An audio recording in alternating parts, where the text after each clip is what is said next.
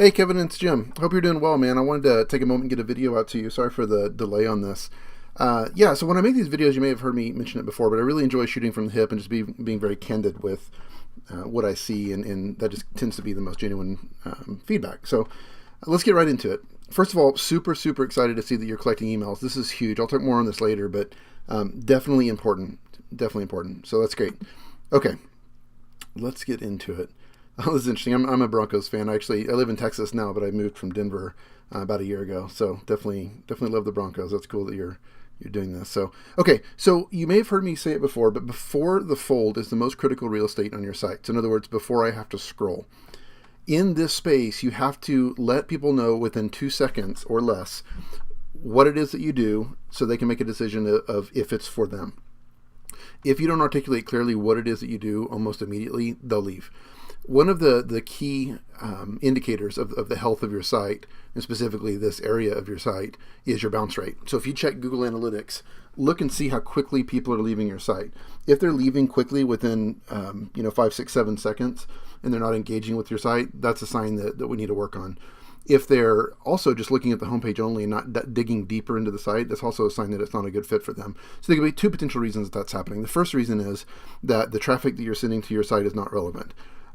So you have adults in crafts, I think is what it says. Yeah, adults in crafts. Well, if I'm not a craft person and I land on your site, then I'm going to bounce. So that could be a symptom of you not targeting specifically enough in your advertising or drawing traffic that's not relevant to the site. If I'm a dog lover and end up on a cat site, I'm going to leave. It's just not a good fit for me. So that's the first component to fix. Once you fix that, you need to fix the second component I talked about is making sure that people are aware of what you do. So you mentioned to me that you have a subscription box company, or that's part of what you do. I'm familiar with that space. I run and co-own Wet Shave Club as well. So I know the ins and outs of the subscription box space, and it's a tough one to be in. Cash flow issues are difficult.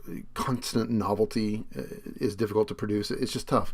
So let me know if you have any specific questions about anything in the subscription box niche. Let me know. I'm happy to help, man. We can chat on Facebook more, go into more details of that. So yeah, let's look at this. On your site, I'm kind of cheating because you told me in Facebook, this is the first time I've seen your site, but you told me on Facebook that you have adult crafts. Okay, so it's important to convey this in both words, in your copy and in your imagery. Just generally speaking, when we're talking about site design, okay, look at this. Go to my blog. It's blog.groovejar.com. This first post here, how to boost your conversion rate with a killer first impression. I do a really deep dive into first impressions and the first impression your website makes. Okay, specifically, I think you'll get a lot of value out of this if you just read the whole thing. It'll take you a bit of time, but I believe that it's worth your time to read.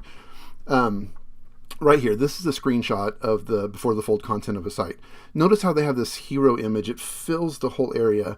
And on top of that, they have their logo. And I'm a big fan of having a sort of an indication here what you do. It's pretty obvious with the name of their logo, Toy Shades, and the fact that she's wearing these shades is pretty obvious what they do. But you need to have both imagery and words that convey what you do. But I'm a fan aesthetically of having this entire area filled with a hero image rather than having it chopped up. Because if you have it chopped up, you inevitably waste a lot of space. You have a lot of white space here. So I'm a fan of having the logo kind of in the center and then having this image, this whole thing being an image. So it's good that you have this verbiage, but you have this part in large text and bold, the joy of convenient creative crafting. Well, instead of that, I would recommend saying something like, let's see, creative adult crafts delivered to your door once a month, or something like that, right? Really punchy and to the point. What is it that you do? Tell me in less than 3 seconds or I'm gone. You've got to get that out. So you have information here, but people don't read everything. Like you need to have your point made very clearly and concisely, less words, more concise words that articulate immediately what it is that you do. And again, a big image here in the background. Okay, so watch the video. Let's see how this goes. And another thing you can do is some sites, here, give me 1 second here. You can do is have a video play just on the screen, like in the background or whatever. So this, you have to click on the link, that's fine. But the background image that I'm talking about, like the hero image, can be a video that you can literally click and play. So that's something you can do. Let me watch this. video is great, man. This is great. You just, so, okay, do this. Go to your, so you should be able to look at your analytics on the video and how many views it's had. So take like the last month, compare how many people have hit your homepage to what number. Okay, let's say like 1,000 people theoretically hit your homepage in a month. How many of those 1,000 actually watch the video? You should be able to tell that by looking at the analytics in YouTube and see. I would guess, and check this out, but I would guess that it's a fairly low percentage, lower than you probably want, because it's not super obvious. You have so many words here. People tend to just glaze over words and just keep scrolling. This video is everything, man. This is huge. That explains your brand and what you do very concisely and in a great way. I'd recommend having a big image here and making it very clear in the middle of that image is a video, that they can play that video, and it can either pop out or literally play on the screen.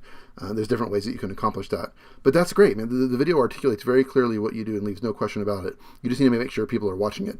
And if you see in your analytics that they are watching it, that you have a very high percentage of the people that hit your homepage that are watching it, then leave it. That's great, man. But just check those numbers and see. But the site design is attractive. I like that you have, good, clean white space, clean copy. It's nice size, good images. It's good. You know, a site that I think kills it for subscription box companies. Let me show you one second. This is Carrie's site. She's one of our clients. She does a really great job with her design. And I don't do design work, so she's not a client in that way. But she had her site redesigned, and it's very attractive, and she converts very well. But this gives you some idea of a really top-notch design for a subscription box company. So I would just definitely recommend taking a look at that, thedapperdogbox.com. Okay, let's head back. But you're not far off. I mean, your site is attractive. The color schemes are nice. Yeah, so that's good. Okay, and I wonder, are you on the CrateJoy platform? That's what we use for What Shave Club, and it's been really good to us, but just curious. If not, it's a really good tool to manage your subscriptions. Party. Good. I'm glad you have a chat widget here. That's good. Okay. Do you have an about page? Info about us. Let's check that out. So Kevin, I'm a huge fan on about pages of having a picture of yourself. That makes a connection with people. So if you look at Carrie's, let me see if I can find it. I think this is it. She has a picture of her and her dog. That just builds trust and credibility, and it connects with people. People want to know, like, first of all, people want to do business with people, not with brands or with companies. And this conveys to them that you're trustworthy, that you're going to stand behind your brand. So it's huge. And I'm a big fan of that, and having the text wrap around. So imagine an image here of you, or you and your family, smiling picture, just one that really conveys trust, and then having the image wrap around. Yeah, so that's good. So telling this story is really good as well. People connect with that, but just an image adds to that. Okay. Adult Crafts Crate, $39. Let me read this. On your way here, this is good. The one thing that I would suggest is you have a little bit of benefits here, but a lot of just specifications and information here.